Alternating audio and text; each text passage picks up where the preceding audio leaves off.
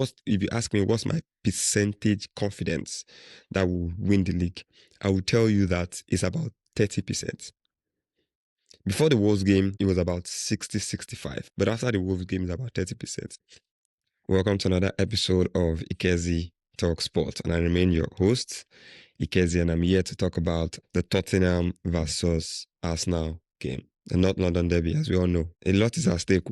A whole lot is at stake. And as an Arsenal fan, I think there's a game where if what didn't happen against Wolves did not happen, I think a lot of us have a lot more confidence coming into this game. And that's not to say that I think that we're not going to beat Tottenham. I'm just saying, as we get to the tail end of the season, as we try to complete the season, the pressure from these fixtures gets trickier. It gets tougher, right? So what would have been a normal game that we probably would have won, say we played the game in September or August or October, the pressure adds to the level of difficulty. So yes, it's Tottenham. We expected to win, but it's just going to be unnecessarily difficult for us. The fact that Man City also plays before us is also going to contribute to that now. Two things. If Man City lose the game against Newcastle, it eases off the pressure on them a little bit. But if Man City wins that game against Newcastle, then it's going to be playing in their minds.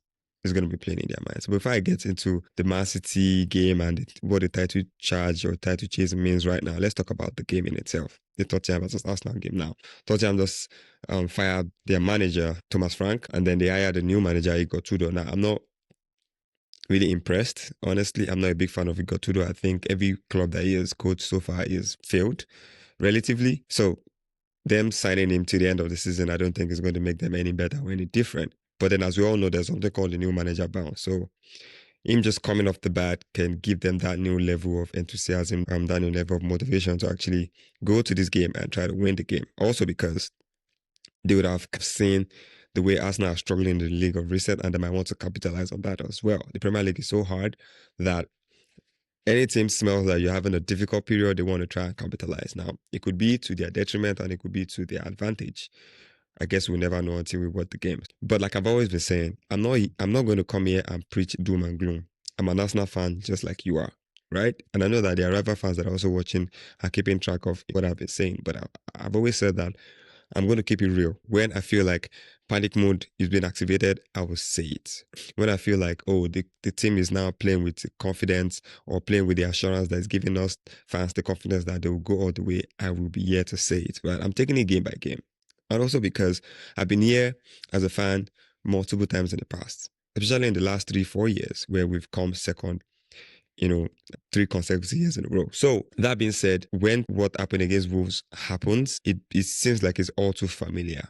Like, okay, why is it that whenever we get to the business end of the season, usually between February and March, we don't seem to put in this type of performance that champions require? Why do we always falter? What is wrong with the mentality of the team? Why are they always almost getting there? Is it the type of players that we have, or do we need more leaders? What exactly is the problem? Is the coach the problem?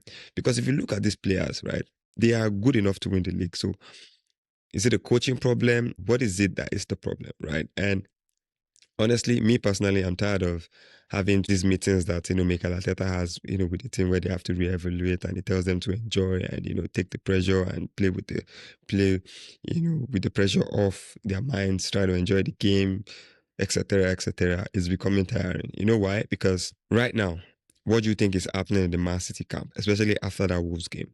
I can guarantee you that players like Rodri, Ruben Diaz, Bernardo Silva, Erling Haaland, John Stones, the much more senior players that have been there for quite some time, they're telling the new guys, they're telling Cherki, they're telling Tijani Rangers, they're telling the likes of Doku, they're telling the likes of Semenyo, they're telling the likes of Gueyi that they are going to win the league. That's what they're telling themselves. I can imagine what the dressing room is like. It's probably like, guys, you know what? We are going to win the league. And they will tell themselves that if they win all their games, they're going to win the league. And that's the truth. If Man City win all their games from now to the end of the season, it doesn't matter what we do, they are going to win the league. Why? If they beat Newcastle tomorrow, it cuts the gap to 2 points. That is effectively, we both played, I think, 27 or 28 games. Yeah, 2 points clear. Now, what did I mean by that statement? If Man City win all their games to the end of the season, and it's doable, they've done it several times before in the past, including us. So that is, if we turn up to the Etihad and they beat us included in that stretch, they climb us and they start to lead us with 1 point. they win the league. So that is what Rodri, Bernardo Silva, and those senior players are telling the other guys. Whatever happens from now, it's in their hands. It's no longer in our hands, whether we like it or not. I'm just being real here. Yes, it's currently 5 points. That's because we played a game ahead. But they're not thinking about that. They're thinking about their next game. They have to win their next game, win the next game, win the next game. When they face us, they have to beat us. It puts us in a very difficult situation. So if I come as an Arsenal fan and I tell you that panic mode is activated, I am well within my right to say that. That Wolves game was such a crucial game and we mismanaged it. I'm telling you, yes, you can say it's in our hands in the sense that we have to win all our games to the end of the season, including the Man City game. Now, if we are able to do that, we win the league. So, whether Arsenal fans like it or not, or whether the players like it or not, both Arsenal and Man City have to win all their games to the end of the season to win the league. We have some difficult fixtures coming up. For us, we have Tottenham, we have Chelsea, and then we have Brighton. Those are not in any way easy fixtures for the next couple of games, right? If I'm to check Man City's games, I think that Man City have. Just give me a second. Let me just go through. Man City have. While I go through the fixtures, I'll just keep talking. What I'm trying to say is we have to effectively win all our games to the end of the season. That's just what it is. Starting with this Tottenham game. Now, back to the Tottenham game. Do we have the quality to get the job done? Yes, we do. We absolutely do. Can we get it done? That's a different question in itself, right? We couldn't beat Wolves, the bottom team of the league. They had 9 points as at the time that they faced us. And like I said in the post-match where I was ranting, Wolves with 9 points and absolutely nothing to play for. They know they're relegated. They put up more fight than we, who are trying to win the title for the first time in over 20 years. That says a lot about the mentality of the team. Players like Martinelli. See, I don't want to go over that again. The fact that I'm even thinking about it is pissing me off.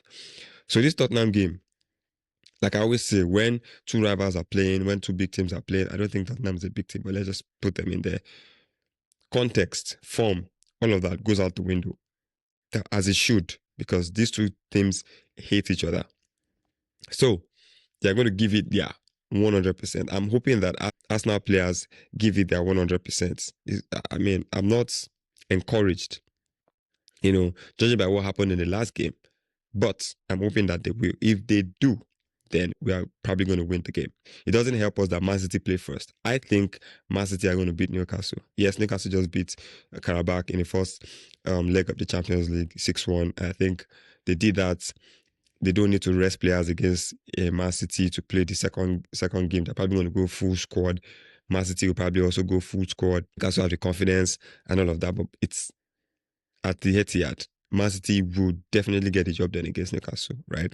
Also because of what has happened to Arsenal. Like I said earlier, they are telling themselves they are going to win the league. And it's a different animal when it comes to Man City towards the final games of the season. Like I said earlier, Man City, their next couple of games are Newcastle, Leeds, and Nottingham Forest. Leeds is the only game away. Yes, it's tricky, but it's doable.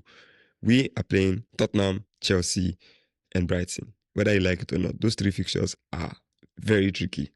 Extremely tricky fixtures. We run the risk of dropping more points, right? And even after that, Man City's fixtures, they have West Ham, they have Crystal Palace, and then they have Chelsea, they have us, Burnley, Everton, Brentford, Bournemouth, and Aston Villa. You can see where I'm going with this.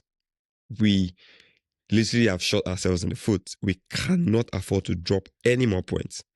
Wolves, which was a game we're supposed to win, we've dropped points. Now, games like Everton, West Ham, and we're still going to play in the future. I think we still have Crystal Palace coming up, Brighton, Chelsea. These are games that we could have afforded to drop points, but we can't anymore. We have to win those games. So what happens now will speak to the mentality of the team. What are they going to do? I'm going to be watching them closely. Now, if you really ask me, I'm not here to preach doom and gloom. Me personally, as an Arsenal fan, and I always say, I'll keep it real. If you ask me what's my percentage confidence that we'll win the league, I will tell you that it's about 30%. Before the Wolves game, it was about 60-65. But after the Wolves game, it's about 30%. Now, you can't blame me.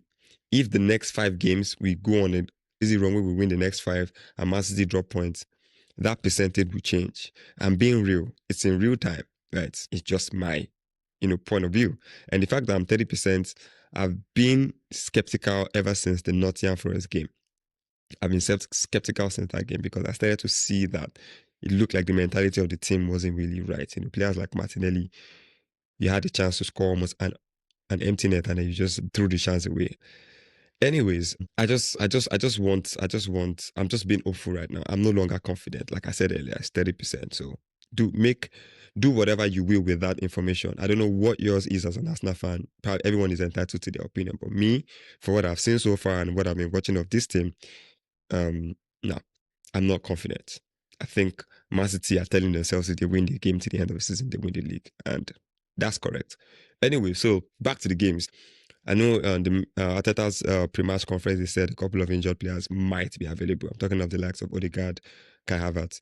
For me, Kai Havertz being available for the game makes me much more excited than Odegaard. And that's just me. And I'm judging by their performance so far this is, when Odegaard has played for us, he hasn't been convincing for me. Yes, in terms of pressing is amazing, in terms of leading the press. But everything else, in my opinion, has been below it. And both of them have had an injury-stricken season so far. But when Calvert came back and he played, the 3-4 games that he played, he was unbelievable. He contributed almost in every game. A goal or an assist.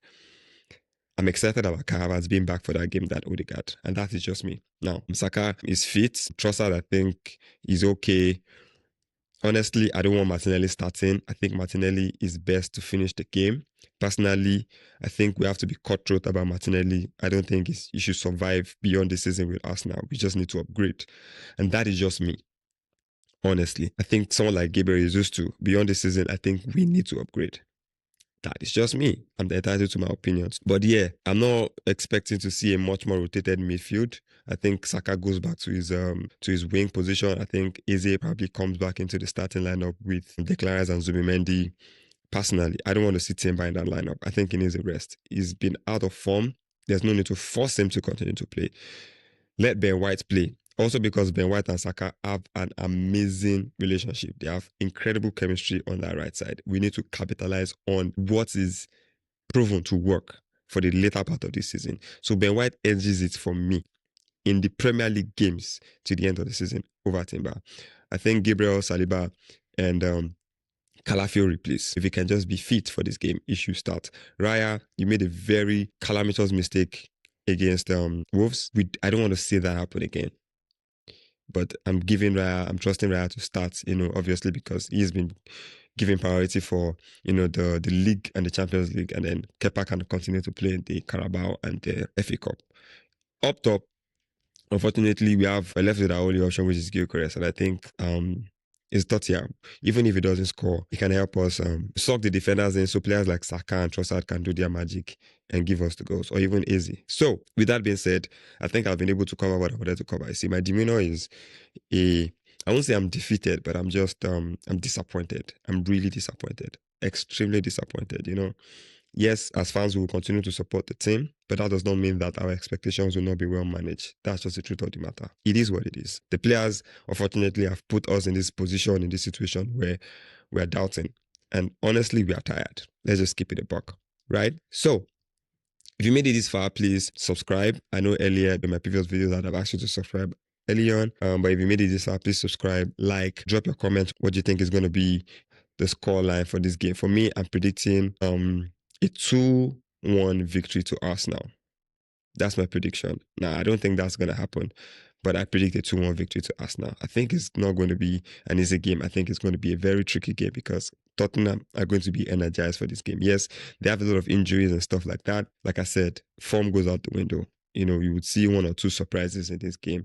And yeah. And as for the Man City Newcastle game, I predict a 3-1 victory to Man City. It is what it is. It's Man City.